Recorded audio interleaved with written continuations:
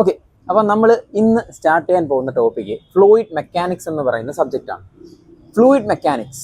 അപ്പം engineering mechanics എന്ന് പറയുന്ന ഒരു സബ്ജക്റ്റ് നിങ്ങൾ S2 പഠിച്ചിട്ടുണ്ടാവും. S2 എഞ്ചിനീയറിംഗ് മെക്കാനിക്സ് എന്ന് പറയുന്ന ഒരു സബ്ജക്റ്റ് പഠിച്ചിട്ടുണ്ടാവും. ആ എഞ്ചിനീയറിംഗ് മെക്കാനിക്സ് എന്ന് പറയുന്ന സബ്ജക്റ്റിനകത്ത് രണ്ട് ബ്രാഞ്ചസ് ആണ്. ഒന്ന് മെക്കാനിക്സ് ഓഫ് സോളിഡ്സും പിന്നൊന്ന് ഫ്ലൂയിഡ് മെക്കാനിക്സ് ആൻഡ് ഹൈഡ്രോളിക്സ് എന്ന് പറയുന്ന FMH എന്ന് പറയുന്ന സബ്ജക്റ്റ്. അതിനകത്ത് മെക്കാനിക്സ് ഓഫ് സോളിഡ്സ് എന്ന് പറയുമ്പോൾ പ്യൂർലി എന്തിനെ പറ്റി പഠിക്കുന്നതാണ്? റിജിഡ് ബോഡീസ് അല്ലേ, അതായത് സോളിഡ് സബ്സ്റ്റൻസിനെ പറ്റി, അതിന്റെ മെക്കാനിക്സും അങ്ങനെയുള്ള കുറച്ച് കാര്യങ്ങളെ പറ്റി പഠിക്കുന്നതാണ്. ഫ്ലൂയിഡ് മെക്കാനിക്സ് ഒബ്വിയസ്ലി എന്തിനെ പറ്റി പഠിക്കുന്നതായിരിക്കും?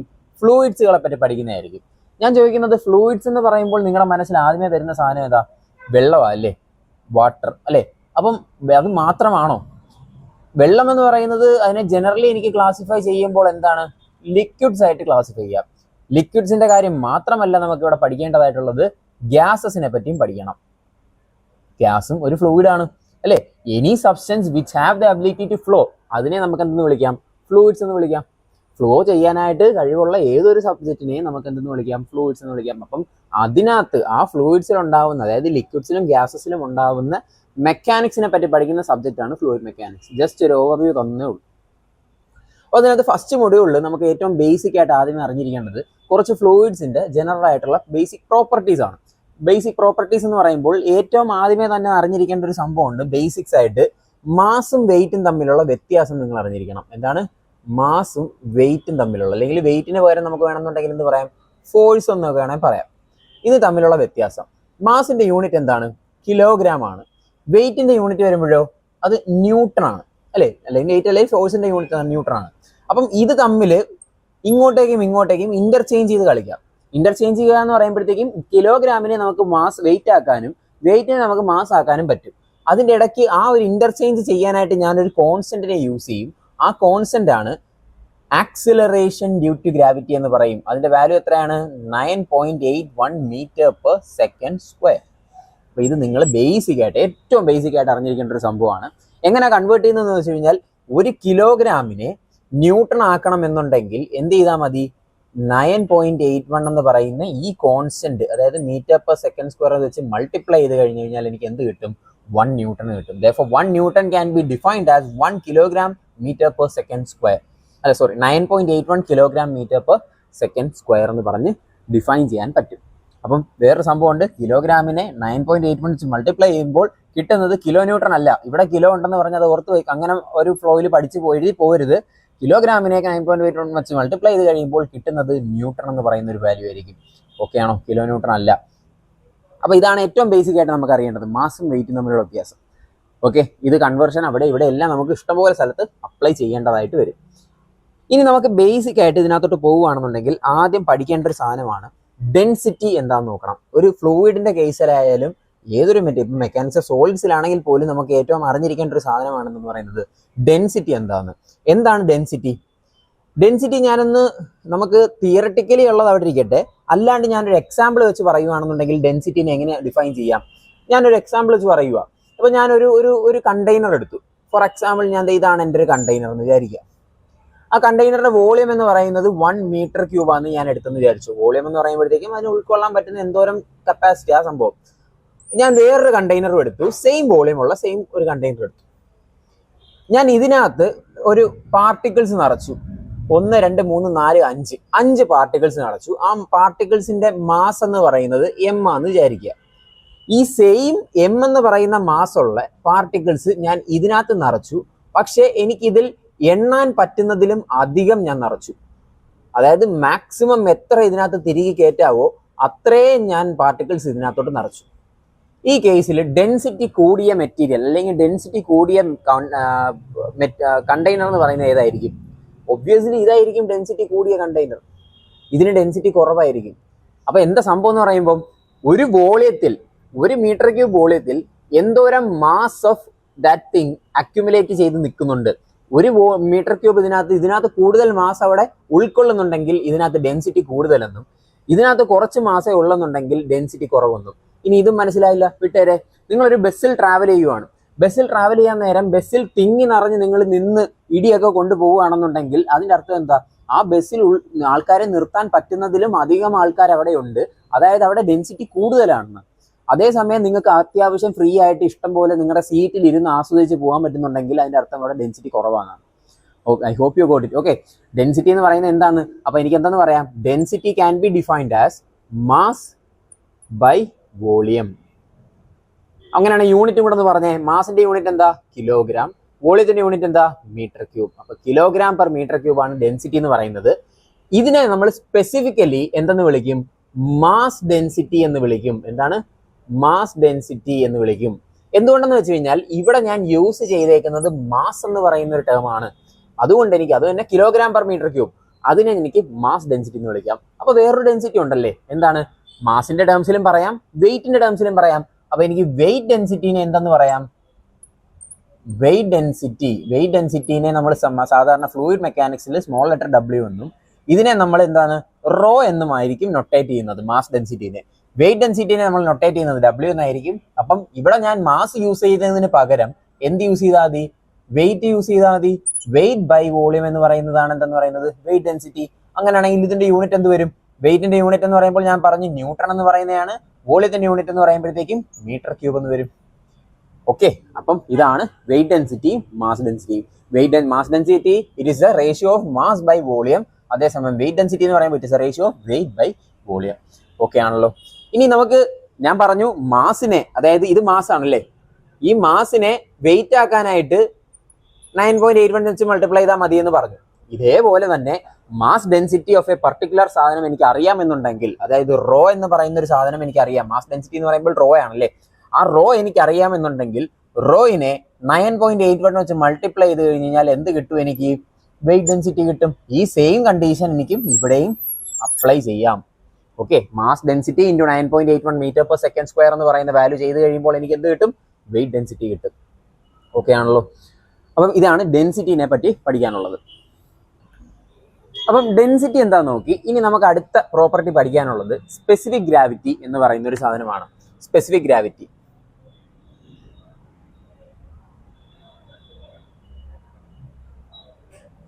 ചില ടെക്സ്റ്റുകളിൽ അല്ലെങ്കിൽ നമ്മൾ വേറെ വേറെ സബ്ജക്റ്റുകളിലൊക്കെ പോകുമ്പോൾ ക്യാപിറ്റൽ ജി എന്നൊക്കെ പറഞ്ഞ് നൊട്ടേറ്റ് ചെയ്യാറുണ്ട്. ഇവിടെ നമ്മൾ ക്യാപിറ്റൽ ജി അല്ല യൂസ് ചെയ്യുന്നത്. ഫ്ലൂയിഡ് മെക്കാനിക്സിൽ നമ്മൾ എസ് എന്ന് പറയുന്ന ഒരു യൂണിറ്റ് ആണ് യൂസ് ചെയ്യാറുള്ളത്. അപ്പൊ സ്പെസിഫിക് ഗ്രാവിറ്റി എന്താന്ന് ചോദിച്ചു കഴിഞ്ഞാൽ, ഫോർ എക്സാമ്പിൾ ഇപ്പം എനിക്കൊരു മെറ്റീരിയലിന്റെ സ്പെസിഫിക് ഗ്രാവിറ്റി കണ്ടുപിടിക്കണം. ഞാൻ യൂസ് ചെയ്യുന്ന ഇപ്പം മെർക്കുറി എന്ന് പറയുന്ന ഒരു ലിക്വിഡ് എടുക്കുവാണ്. ഫ്ലൂയിഡ്സിനകത്ത് ലിക്വിഡ്സും എടുക്കാം, ഗ്യാസസും എടുക്കാം. ഞാനിപ്പം ചൂസ് ചെയ്യുന്നത് മെർക്കുറി എന്ന് പറയുന്ന ഒരു ലിക്വിഡാണ്. അപ്പൊ മെർക്കുറി എന്ന് പറയുന്ന ലിക്വിഡിന്റെ സ്പെസിഫിക് ഗ്രാവിറ്റി എന്ന് പറയുന്നത് കണ്ടുപിടിക്കണം എന്നുണ്ടെങ്കിൽ എന്ത് ചെയ്യണം? അതായത് specific gravity of the mercury rho ആയിപ്പോയി, സോറി, റോ എന്നല്ല, എസ് കണക്ക് തന്നെ എഴുതണം. Okay, specific gravity of the mercury കണ്ടുപിടിക്കണമെങ്കിൽ എന്ത് ചെയ്യണം?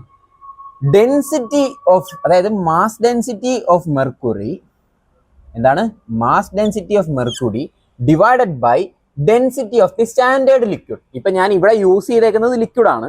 അപ്പൊ density of the standard liquid എന്ന് പറയുമ്പോൾ നമ്മുടെ സ്റ്റാൻഡേർഡ് ലിക്വിഡ് ആയിട്ട് നമ്മൾ കൺസിഡർ ചെയ്യുന്നത് ഏതാണ്? വാട്ടറിനെയാണ്. ഓക്കെ, അപ്പം specific gravity of the mercury കണ്ടുപിടിക്കണമെങ്കിൽ എന്ത് ചെയ്താൽ മതി? Density of the mercury divided by density of the mass density of the water. ഇത് രണ്ട് മാസ് ഡെൻസിറ്റി ആണ്. Mass density of the mercury divide by mass density. Mass density use ചെയ്യണമെന്ന് നിർബന്ധമൊന്നുമില്ല. Weight density അറിയാമെന്നുണ്ടെങ്കിൽ വെയിറ്റ് ഡെൻസിറ്റി യൂസ് ചെയ്യാം. Weight density of the mercury divided by weight density of the water.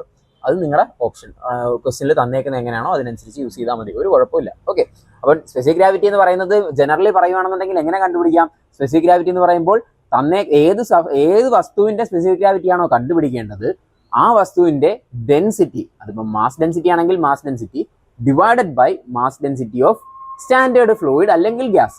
ഞാനിപ്പോൾ ഇതിന്റെ കേസിൽ fluid എന്നേ പറഞ്ഞോളൂ. ഇനി ഗ്യാസിന്റെ കേസ് എടുക്കുകയാണെന്നുണ്ടെങ്കിലോ, ഏതെങ്കിലും ഒരു ഗ്യാസിന്റെ സ്പെസിഫിക് ഗ്രാവിറ്റി ആണ് എനിക്ക് കണ്ടുപിടിക്കേണ്ടത് എന്നുണ്ടെങ്കിൽ, ഇപ്പൊ gas of specific gravity of a gas ആണ്, ഏത് വേണമെങ്കിലും ആവാം. എന്ത് കണ്ടുപിടിക്കണം? ആ പർട്ടിക്കുലർ ഗ്യാസിന്റെ mass density divided by density of, നേരത്തെ സ്റ്റാൻഡേർഡ് ഫ്ലൂയിഡ് എന്ന് പറയുന്നതായിരുന്നു വാട്ടർ എടുത്തത്, ഇവിടെ വാട്ടർ വെച്ച് ചെയ്യരുത്. നമ്മുടെ സ്റ്റാൻഡേർഡ് ഗ്യാസ് എന്ന് പറയുന്നത് ഏതാണ്? എയർ.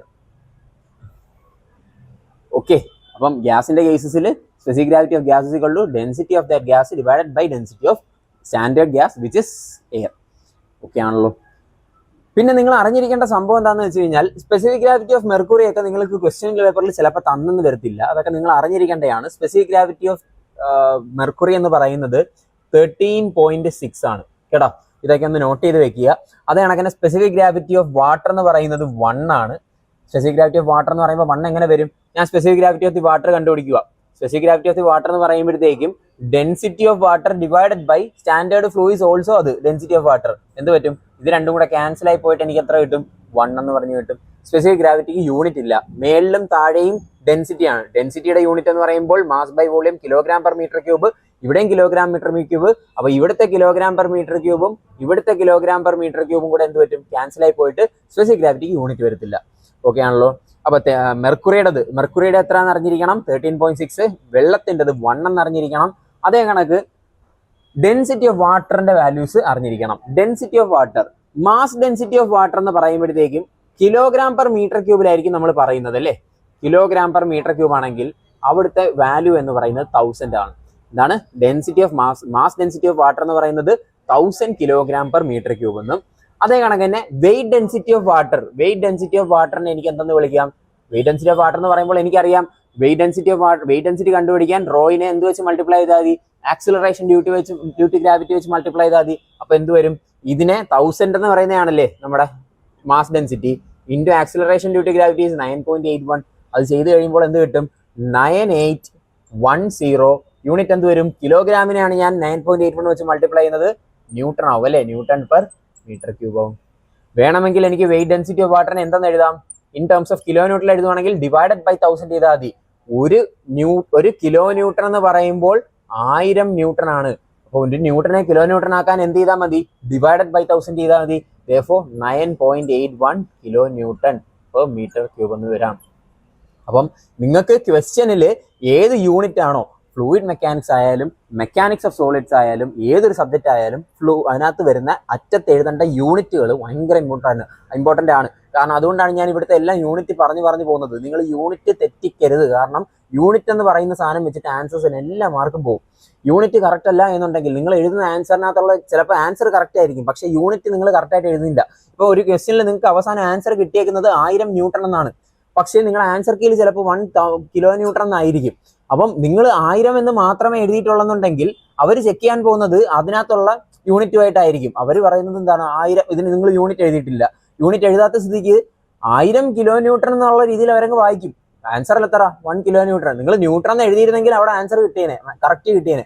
അപ്പം യൂണിറ്റ് എന്ന് പറയുന്നത് ഭയങ്കര ഇമ്പോർട്ടൻ്റ് ആയിട്ടുള്ള സംഭവമാണ്. അപ്പൊ ഈ ഓർത്ത് വെച്ചേക്കണം. യൂണിറ്റ് ഇവിടുത്തെ കിലോഗ്രാം പെർ മീറ്റർ ക്യൂബ് ആണെങ്കിൽ 1000 എന്നും, ന്യൂട്ടൺ പെർ മീറ്റർ ക്യൂബ് ആണെങ്കിൽ 9810 എന്നും, kilo newton per metre cube ആണെങ്കിൽ 9.81 kilo newton per metre cube എന്നും അറിഞ്ഞിരിക്കണം. എന്താണ്? ഡെൻസിറ്റി ഓഫ് വാട്ടറിന്റെ വാല്യൂസ്. ഓക്കെ ആണല്ലോ. ഓക്കെ, അടുത്ത നമ്മൾ നോക്കാൻ പോകുന്നത് വിസ്കോസിറ്റി എന്താണെന്നാണ്. വിസ്കോസിറ്റി എന്ന് പറയുന്നത് അടുത്തൊരു പ്രോപ്പർട്ടിയാണ്. വിസ്കോസിറ്റി എന്ന് പറയുമ്പോഴത്തേക്കും നിങ്ങളുടെ മനസ്സിൽ ആദ്യമേ ഓർമ്മ വരേണ്ട ഒരു ലിക്വിഡ് ഉണ്ട്, തേൻ അല്ലേ? തേൻ എന്ന് പറയുമ്പോൾ എന്താണ്? അത്യാവശ്യം നല്ല കട്ടിയല്ലേ, പെട്ടെന്നൊന്നും അങ്ങനെ ഒഴുകത്തില്ല. നമ്മൾ ഒഴിക്കാനൊക്കെ ഇത്തിരി പാടാണ്, കട്ടിയുണ്ട്. വിച്ച് മീൻസ് അതിനെ നമ്മളൊന്ന് നമ്മുടെ ഒരു മെക്കാനിക്സിന്റെ രീതിയിൽ പറയുകയാണെന്നുണ്ടെങ്കിൽ അതിന് വിസ്കോസിറ്റി കൂടിയ ലിക്വിഡ് ആണെന്ന് പറയാം. ഏതാണ്? തേനിന്. എന്തുകൊണ്ടാണ്? അത് ഇത്തിരി ഫ്ലോ ചെയ്യാൻ ഇത്തിരി പാടല്ലേ, ആ സംഭവമാണ് viscosity. The resistance to flow, resistance, ഒരു ഫ്ലോ ചെയ്യാനുള്ള ഒരു കഴിവിനെ റെസിസ്റ്റ് ചെയ്യുക. ആ റെസിസ്റ്റ് ചെയ്യുന്നതിന് ആ ഒരു പ്രോപ്പർട്ടീനെയാണ് പറയുന്നത് വിസ്കോസിറ്റി എന്ന് പറയുന്നത്. ഓക്കെ, അപ്പോൾ വിസ്കോസിറ്റി എന്ന് പറയുമ്പോഴത്തേക്കും നമുക്കൊരു ഇക്വേഷൻ പഠിക്കാനുണ്ട്. ആ ഇക്വേഷന് വേണ്ടിയിട്ടാണ് ഞാൻ ജസ്റ്റ് ഇവിടെ ഒരു ഗ്രാഫ് ഒക്കെ ഒന്ന് വരച്ച് വെച്ചിട്ടുള്ളത്. എന്താണെന്ന് ഞാൻ ജസ്റ്റ് ഒന്ന് പറഞ്ഞു തരാം. ഇതാണ് എൻ്റെ ഒരു സർഫസ് എന്ന് വിചാരിക്കുക. ഇതാണ് എൻ്റെ സർഫസ് എന്ന് വിചാരിക്കുക.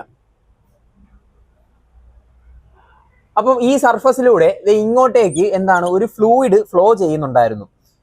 അപ്പം ഏറ്റവും കൂടുതൽ വിസ്കോസിറ്റി എവിടെ ആയിരിക്കും അനുഭവപ്പെടുന്നത്? നിങ്ങൾ ശ്രദ്ധിച്ചിട്ടുണ്ടോ? തേനൊന്ന് എടുത്ത് എവിടെയെങ്കിലും ഒന്ന് ഒഴിച്ചിട്ട് ഒന്ന് സൈഡിലോട്ട് ഇങ്ങനെ ചരിച്ചു നോക്കുക. ഒരു ടേബിളിലോ അല്ലെങ്കിൽ ഒരു പ്ലേറ്റിലോ എവിടെയെങ്കിലും ഒഴിച്ചിട്ട് ഒന്ന് ചരിച്ചു നോക്കുക. ആ തേൻ മേളിൽ, നമ്മളിപ്പം ഇതാണ് എൻ്റെ സർഫസ് എന്നുണ്ടെങ്കിൽ തേൻ ഇങ്ങനെ ആയിരിക്കത്തില്ലേ നിൽക്കുന്നത്. അപ്പം ഇങ്ങനെ നിൽക്കുമ്പോൾ ഈ മേളിൽ നിൽക്കുന്ന ഭാഗമായിരിക്കും ഫ്രണ്ടിലോട്ട് വന്ന് വീണ് ഇത് ചരിക്കുമ്പോൾ ഫ്രണ്ടിലോട്ട് വന്ന് വീഴുന്നത് മേളിൽ നിൽക്കുന്ന ഭാഗം ഇങ്ങനെ വന്ന് വീഴുമായിരിക്കും. അല്ലാണ്ട് ഈ താഴത്തെ ഭാഗം ആയിരിക്കത്തില്ല മൂവ് ചെയ്യുന്നത്. അതിന്റെ അർത്ഥം എന്താണ്? ഈ സർഫസുമായിട്ട് കോണ്ടാക്ട് വരുന്ന സ്ഥലത്ത് ഹൈ വിസ്കോസിറ്റി ആയിരിക്കും. മനസ്സിലായ? സർഫസുമായിട്ട്, അതിപ്പോൾ ഏതൊരു ലിക്വിഡ് എടുത്തു കഴിഞ്ഞാലും സർഫസായിട്ട് കോണ്ടാക്ട് വരുന്ന ദാറ്റ് പോയിന്റിൽ വിസ്കോസിറ്റി ഭയങ്കര ഹെവി ആയിരിക്കും. അപ്പം വിസ്കോസിറ്റി ഹെവി ആവുക എന്ന് പറയുമ്പോഴത്തേക്കും അവിടെ എന്ത് കാണത്തില്ല? വെലോസിറ്റി കാണത്തില്ല, ഫ്ലൂയിഡ് ഫ്ലോ ചെയ്യത്തില്ല. പകരം എന്ത് ചെയ്യും? മേളിലോട്ട് പോകും തോറും വെലോസിറ്റി കൂടും. അപ്പം മേളിലുള്ള ലെയർ ആയിരിക്കും ഫ്രണ്ടിലോട്ട് വന്ന് വീഴുന്നത്. അതാണ് ഞാൻ ഈ ഗ്രാഫിൽ വരച്ചേക്കുന്നത്. ഒരു ഫ്ലൂയിഡ് ഇങ്ങനെ ഫ്ലോ ചെയ്യുമ്പോൾ ഈ ലെയറിന് ചേർന്ന് വിസ്കോസിറ്റി എന്ന് പറയുന്നത് ഭയങ്കര ഹെവി ആയിരിക്കും. ഈ നമ്മൾ ഈ എക്സ് ആക്സിസിൽ ഞാൻ മാർക്ക് ചെയ്തേക്കുന്നത് വെലോസിറ്റിയാണ് യു എന്ന് പറഞ്ഞ് നൊട്ടേറ്റ് ചെയ്തേക്കുന്നത്. അവിടെ വെലോസിറ്റി എന്തായിരിക്കും? 0 ആയിരിക്കും. വിസ്കോസിറ്റി ഹെവി ആകുമ്പോഴത്തേക്കും കൂടുതലാകുമ്പോഴത്തേക്കും വെലോസിറ്റി ഓഫ് ദി ഫ്ലൂയിഡ് എന്ന് പറയുന്നത് കുറവായിരിക്കും. അപ്പോൾ അതേ 0-ലായിരിക്കും ഈ സർഫസുമായിട്ട് കോണ്ടാക്ട് വരുന്നിടത്ത്. അതിൽ നിന്നും നമ്മൾ മേളിലോട്ട്, അതായത് ഈ ഫ്ലൂയിഡിന് ഇത്രയും തിക്നെസ്സിലുള്ള ഫ്ലൂയിഡാന്ന് വിചാരിക്കുക. ഇത്രയും തിക്നെസ്സിലുള്ള ഒരു ഫ്ലൂയിഡ് ഇങ്ങനെ ഒഴുകുമ്പോൾ ആ ഒരു കോണ്ടാക്ട് വരുന്നിടത്ത് ഭയങ്കര വിസ്കോസിറ്റി ആയിരിക്കും. അപ്പോൾ വെലോസിറ്റി കുറവായിരിക്കും. പക്ഷേ അവിടെ നിന്ന് മേളിലോട്ടുള്ള ഈ വൈ ഡിസ്റ്റൻസ് കൂടുന്തോറും വിസ്കോസിറ്റി കുറയുകയും വെലോസിറ്റി കൂടുകയും ചെയ്യും. അതാണ് മേളിലുള്ള ലെയർ ആയിരിക്കും ഫ്രണ്ടിലോട്ട് വന്ന് വീഴുന്നതെന്ന് ഞാൻ പറഞ്ഞത്. അങ്ങനെ നോക്കുമ്പോൾ മേളിലോട്ട് പോകുമ്പോൾ ഞാൻ ഒരു ചെറിയൊരു ലെയർ കൺസിഡർ ചെയ്തു. ചെറിയൊരു ലെയർ എന്ന് പറയാം. ആ ഒരു മേളിലോട്ട് പോകുന്ന വെലോസിറ്റി ഇങ്ങനെ കൂടുന്നത് കൊണ്ടാണ് ഞാൻ ഇങ്ങനെ ഒരു ഷേപ്പിൽ ഈ ഒരു ഡയഗ്രാം വരച്ചേക്കുന്നത്. ഇനി ഞാൻ എന്ത് ചെയ്തു? ഒരു ലെയർ കൺസിഡർ ചെയ്തു. ആ ലെയറിൽ യു എന്ന് പറയുന്ന വെലോസിറ്റി ആണെന്ന് ഞാൻ അസ്യൂം ചെയ്തു. യു എന്ന് പറയുന്ന എത്ര വേണമെങ്കിലും ആവാം. യു എന്ന് പറയുന്ന വെലോസിറ്റി ആണെങ്കിൽ തൊട്ട് മേളിൽ, അതായത് ഡി വൈ എന്ന് പറയുന്ന ഡിസ്റ്റൻസിന് മേളിൽ ഞാൻ അടുത്ത ലെയർ കൺസിഡർ ചെയ്തു. ആ ലെയറിൽ എത്ര ആയിരിക്കും? U plus d u. D u എന്ന് പറയുന്നത് എന്താണ്? ചേഞ്ച് ഇൻ വെലോസിറ്റി അല്ലെ? മേളിലോട്ട് പോകും തോറും ഞാൻ പറഞ്ഞു വെലോസിറ്റി കൂടും എന്ന് പറഞ്ഞു.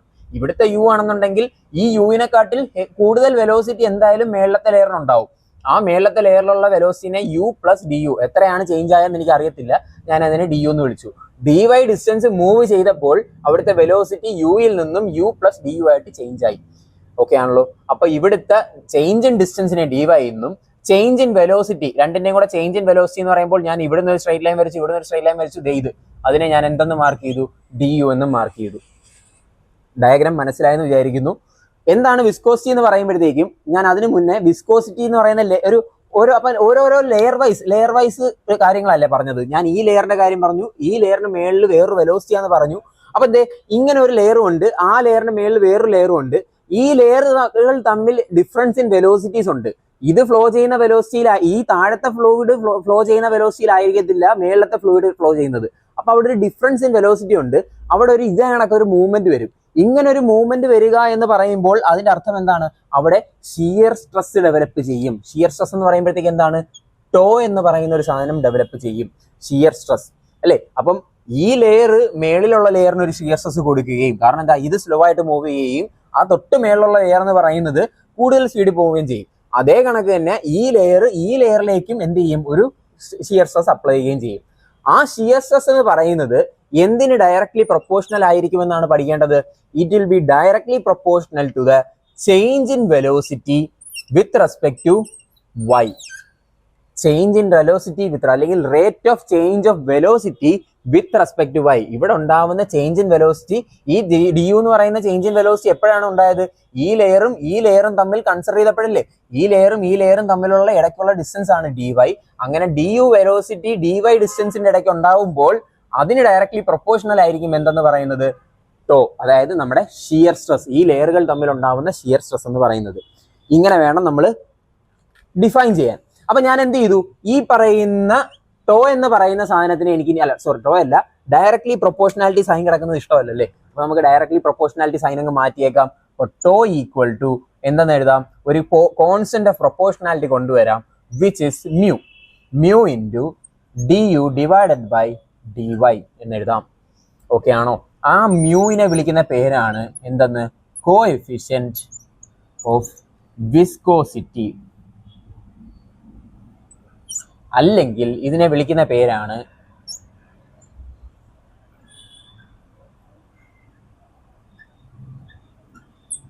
Dynamic viscosity. നമ്മൾ സാധാരണഗതിയിൽ വിസ്കോസിറ്റി എന്നൊക്കെ പറയുന്ന സാധനം എന്ത് തന്നെയാണ്? ഡൈനാമിക് വിസ്കോസിറ്റി ആണ്. അപ്പൊ മ്യൂ എന്ന് പറയുന്ന ഡൈനാമിക് വിസ്കോസിറ്റി. ഇത് കൂടാണ്ട് വേറൊരു ടൈപ്പ് ഓഫ് വിസ്കോസിറ്റികളുണ്ട്, അതിന്റെ പേരാണ് കൈനമാറ്റിക് വിസ്കോസിറ്റി. അതെന്താണെന്ന് ഇനി അടുത്ത് നോക്കാം. അപ്പം I hope you understand dynamic viscosity എന്ന് പറയുമ്പോൾ tau equal to mu into d u by d y. ഇതിൽ നിന്നും വേണമെങ്കിൽ മ്യൂവിന് ഒരു എക്സ്പ്രഷൻ കണ്ടുപിടിക്കാം. മ്യൂ ഈക്വൽ ടു ഈ ഡി വൈനെ അവിടെ കൊണ്ടുവരാം, d y by d u എന്ന് എഴുതാം. Okay, mu equal to tau into d y by d u എന്ന് എഴുതാം. ഓക്കെ, അപ്പം ഇതാണ് ഡൈനാമിക് വിസ്കോസിറ്റി. ഇനി അടുത്തത് കൈനമാറ്റിക് വിസ്കോസിറ്റി. കൈനമാറ്റിക്, ഇത് മ്യൂ എന്ന് പറഞ്ഞ നൊട്ടേഷൻ ആട്ടോ, എന്ന് വെച്ചാൽ നമ്മുടെ ഒരു പ്രൊനൗൺസിയേഷൻ എന്ന് പറയുമ്പോൾ മ്യൂ. ഇനി കൈനമാറ്റിക് വിസ്കോസിറ്റി എന്ന് പറയുമ്പോൾ ഏതാണ്ട് ഇങ്ങനെയാണ് നമ്മൾ അതിന്റെ ഒരു സിമ്പൽ എന്ന് പറയുന്നത്. ഇത് മ്യൂ, ഇനി ഇത് ന്യൂ എന്ന് വിളിക്കും. എന്താണ്? ന്യൂ. ആ ഒരു രീതിയിലാണ് അതിന്റെ പ്രൊനൗൺസിയേഷൻ വരുന്നത്. ന്യൂ എന്ന് പറയുമ്പോഴത്തേക്കും എങ്ങനെയാണ് കണ്ടുപിടിക്കുന്നത്? ന്യൂ എന്ന് പറയുന്നത് വേറൊന്നുമില്ല, ഈ പറയുന്ന ന്യൂ ഈക്വൽ ടു എന്തെന്ന് എഴുതാം? നമ്മുടെ ഇപ്പൊ കിട്ടിയ ഡൈനാമിക് വിസ്കോസിറ്റി ഉണ്ടല്ലോ, അതേ divided by density of that particular fluid. ഇപ്പൊ ഞാൻ കൺസിഡർ ചെയ്യുന്നത് ഹണി എന്ന് പറയുന്ന ഫ്ലൂയിഡ് ആണെന്നുണ്ടെങ്കിൽ എനിക്ക് ന്യൂ ഈക്വൽ ടു എന്തെന്ന് എഴുതാം? ഇപ്പൊ കിട്ടിയ ഡൈനാമിക് വിസ്കോസിറ്റി, അതായത് ആ ഹണി എന്ന് പറയുന്ന ഫ്ലൂയിഡിന്റെ dynamic viscosity divided by density of that particular fluid. ഇപ്പൊ ഞാൻ ഹണിയാണ് കൺസിഡർ ചെയ്യുന്നുണ്ടെങ്കിൽ dynamic viscosity of honey divided by density of honey. ഇത് ചെയ്ത് കഴിയുമ്പോൾ എനിക്ക് എന്ത് കിട്ടും? ന്യൂ എന്ന് പറയും. ഇതിനെ വിളിക്കുന്ന പേരാണ് എന്തെന്ന് പറയുന്നത്? Kinematic viscosity. ഓക്കെ ആണല്ലോ, കൈനമാറ്റിക് വിസ്കോസിറ്റി. അപ്പം വിസ്കോസിറ്റി രണ്ട് തരത്തിലുണ്ട്, ഡൈനാമിക് വിസ്കോസിറ്റി ഉണ്ട്, കൈനമാറ്റിക് വിസ്കോസിറ്റി ഉണ്ട്. ഓക്കെ ആണല്ലോ. ഇതിൻ്റെയൊക്കെ നോട്ട്സ് ഞാൻ പ്രിന്റ് ഔട്ട് എടുത്ത് അയച്ചു തരാം, അത് PDF ആക്കി തരാം. അപ്പം നിങ്ങൾ ഈ കാര്യങ്ങളൊക്കെ മനസ്സിലാക്കുക, കൂടെ എന്ത് ചെയ്യുക, ആ പ്രിന്റ് ഔട്ട് എടുത്ത് വായിച്ച് മനസ്സിലാക്കുക. എങ്ങനെയാണ് എക്സാം ഹോളിൽ ചെന്ന് എഴുതേണ്ടതെന്നുള്ളൊരു ഐഡിയ കിട്ടണമെന്നുണ്ടെങ്കിൽ ഇതിൻ്റെ കൂട്ടത്തിൽ നിങ്ങളത് വായിച്ചും കൂടെ നോക്കണം. ഓക്കെ, നമ്മൾ ഒരു കാര്യം കൂടെ പറയാൻ വിട്ടുപോയി. എന്താണ്? വിസ്കോസിറ്റി, ഡൈനാമിക് വിസ്കോസിറ്റിയുടെ യൂണിറ്റ് കൂടെ പറഞ്ഞു പോവാം. ഡൈനാമിക് വിസ്കോസിറ്റിയുടെ യൂണിറ്റ് വരുമ്പോഴത്തേക്കും മ്യൂ ഈക്വൽ ടു എന്താണ്?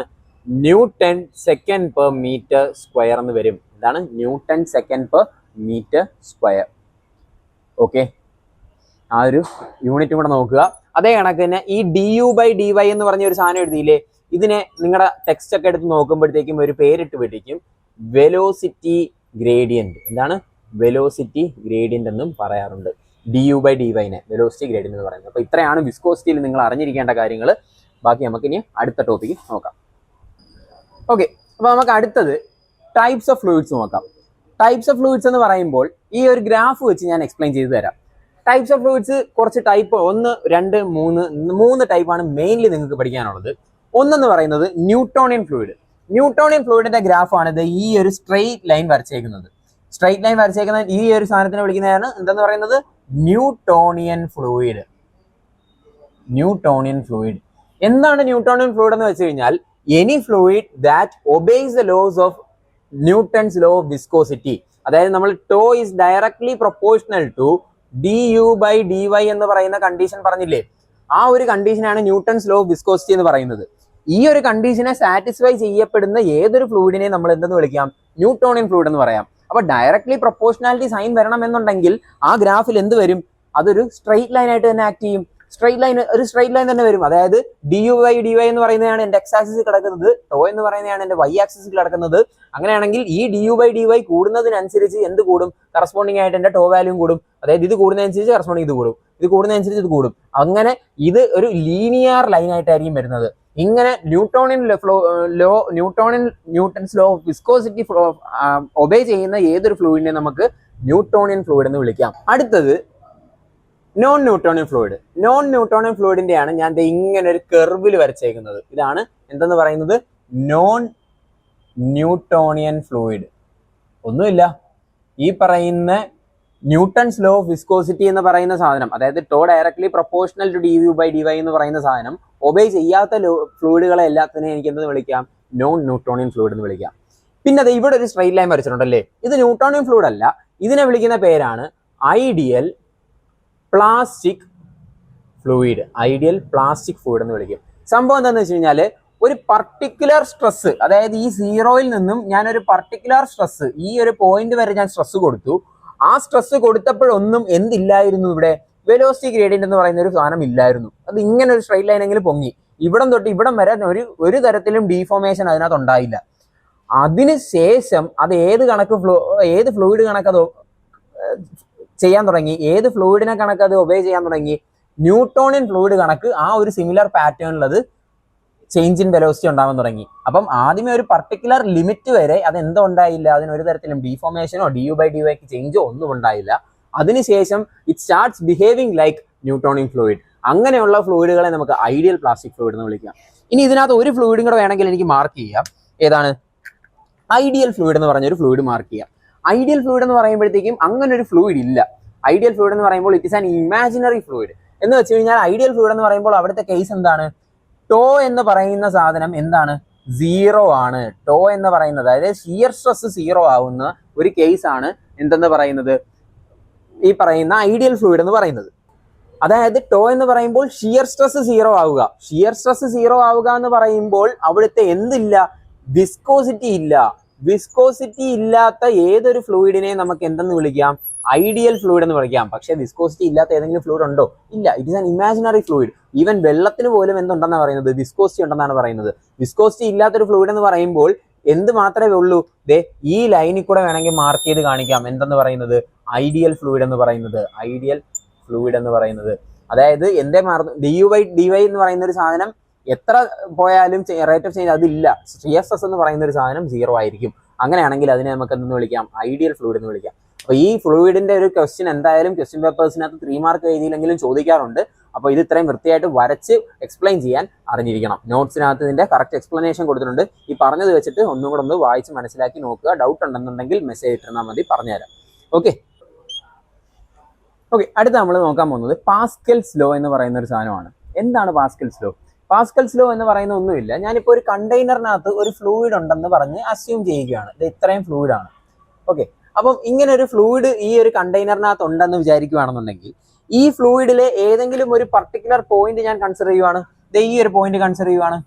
ഈ പോയിന്റിൽ നിന്നും പ്രഷർ, അതായത് ഈ പോയിന്റിൽ നിന്നും പ്രഷർ എന്ന് പറയുന്നത് എല്ലാ ഡയറക്ഷനുകളിലും ഈക്വൽ ആയിരിക്കും എന്നാണ് പറയുന്നത്. അതായത് ഒരു പോയിന്റിൽ നിന്നും 3 ഡയറക്ഷൻ, ഇത് y ഡയറക്ഷൻ, ഇത് x ഡയറക്ഷൻ, z ഡയറക്ഷൻ, അങ്ങനെ എല്ലാ ഡയറക്ഷനിലേക്കും ഒരു പോയിന്റിൽ നിന്നും ആക്ട് ചെയ്യുന്ന പ്രഷർ വാല്യൂ സെയിം ആയിരിക്കും. ഇതാണ് പാസ്കൽസ് ലോ എന്ന് പറയുന്നത്. അപ്പൊ എന്താണ്? It can be defined this law എന്ന് പറയുന്നത് എന്താണ്? It states that the pressure acting at a point will be equal in all the directions. Okay, അതാണ് പാസ്കൽസ് ലോ എന്ന് പറയുന്നത്. അടുത്ത് നമ്മൾ നോക്കാൻ പോകുന്നത് pressure variation in a fluid at rest. അപ്പൊ പാസ്കൽസ് ലോ ആണെങ്കിലും ഫ്ലൂയിഡ് അറ്റ് റെസ്റ്റ് കണ്ടീഷൻ ആണെങ്കിൽ മാത്രമേ പാസ്കൽസ് ലോ ആപ്ലിക്കബിൾ ആകത്തുള്ളൂ. അതായത് അഡ്ജസന്റ് ലെയേഴ്സ്, ഇതിനെ ഇഷ്ടംപോലെ ലെയേഴ്സ് വഴി നമുക്ക് ഡിവൈഡ് ചെയ്യാമെന്നുണ്ടെങ്കിൽ അങ്ങനെ ഡിവൈഡ് ചെയ്താൽ ആ അഡ്ജസന്റ് ലെയേഴ്സ് തമ്മിൽ എന്തുണ്ടാവാൻ പാടില്ല? ഒരു മൂവ്മെന്റ് ഉണ്ടാവാൻ പാടില്ല. അങ്ങനത്തെ കേസസിൽ മാത്രമേ നമുക്ക് പാസ്കൽസ് ലോ ആപ്ലിക്കബിൾ ആണെന്ന് പറയാൻ പറ്റത്തുള്ളൂ. അതേ കണക്ക് തന്നെ പ്രഷർ വേരിയേഷനിനെ ഫ്ലൂയിഡ് അറ്റ് റെസ്റ്റ് എന്ന് പറയുമ്പോൾ പാസ്കൽസ് ലോ എന്താ ഡിഫൈൻ ചെയ്തത്? ഒരു പോയിന്റിൽ നിന്നും എല്ലാ ഡയറക്ഷനിലേക്കും പ്രഷർ സെയിം ആയിരിക്കും എന്നാണ് പറഞ്ഞത്. അതായത് ഇപ്പൊ Px is equal to P in x direction will be equal to P in y direction will be equal to P in z direction. ഇതാണ് പാസ്കൽസ് ലോ ഡിഫൈൻ ചെയ്തത്.